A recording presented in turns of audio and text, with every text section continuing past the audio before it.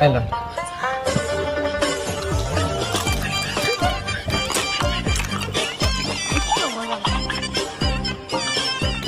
নেন মামা।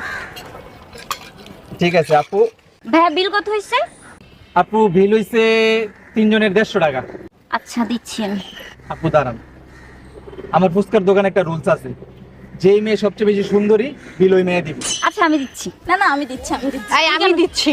কি বলছে শুনোস নাই? যে বেশি সুন্দর বিল সে দিবে। তুমি কি সুন্দর, নিজেকে সুন্দর দাবি করতেছো? কি মনে হচ্ছে তোমার? আজব। এই আমি দিচ্ছি। আরে তোরা ঝগড়া করতেছিস কেন? বিল আমি দিচ্ছি তো। আরে আমি দিচ্ছি।